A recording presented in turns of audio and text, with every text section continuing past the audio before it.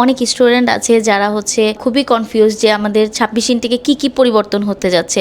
So এই বিষয়ে sir একটু কিছু বলেন। সিএসসি এক্সাম দিব, আমাকে হয়তো আর কোনো পরীক্ষা দেওয়া লাগবে না। সিএসসি এক্সাম দেওয়া মানে আমি হয়তো বা অমুক ভার্সিটি পাবো, তমুক ভার্সিটি পাবো, বাট আমার কোয়ালিটি অনুযায়ী আমি ভার্সিটি পাচ্ছি। সেপ্টেম্বর ইনটেকটা মেইনলি বড় ইনটেক। এই 26 সালে যেটা নতুন একটা টার্ম সেটা হলো সিএসসি এক্সাম। সিএসসি হলো গভর্নমেন্ট থেকে মনিটরিং করবে, যদি ইউনিভার্সিটি মনে করে সেকেন্ডলি তারা আবার পরীক্ষা নিবে, সো দে অলসো ক্যান। আসসালামু আলাইকুম সবাইকে এবং ম্যাডামকে ধন্যবাদ। বেসিক্যালি আমাদের বড় একটা অডিয়েন্স বা শিক্ষার্থী যারা আছেন তারা সেপ্টেম্বর ইনটেককে মেইনলি টার্গেট করেন। এটা চায়নাতে বরাবর সবসময়ই সেপ্টেম্বর ইনটেকটা মেইনলি বড় ইনটেক। তবে এই ইনটেকগুলোকেই কেন্দ্র করে বরাবরই প্রতি বছরই কোনো না কোনো নিয়ম পরিবর্তন হয়। যেমন আমরা 2025 সালে আমরা দেখেছিলাম কি এন্ট্রান্স এক্সাম, যে টার্মসটা খুবই অপরিচিত ছিল আমাদের কাছে। অনেকগুলো ইউনিভার্সিটি আপনি জানেন, জেংজু ইউনিভার্সিটি এবং অনেক ইউনিভার্সিটি ছিল যারা ইন্টারনে তারা একটা পরীক্ষা নিয়েছিল, সেটা ইন্টারভিউ হতে পারে বা পরীক্ষা হতে পারে। এই 26 সালে যেটা নতুন একটা টার্ম সেটা হলো সিএসসি এক্সাম। তো এটা কিন্তু এন্ট্রান্স এক্সাম না, এর থেকে ডিফারেন্ট জিনিস। আমাদের অনেক শিক্ষার্থী কনফিউজ যে তাহলে কি এন্ট্রান্স এক্সাম দিতে হবে না। না, সিএসসি হলো গভর্নমেন্ট থেকে মনিটরিং করবে কোয়ালিটি টেস্ট বা আপনি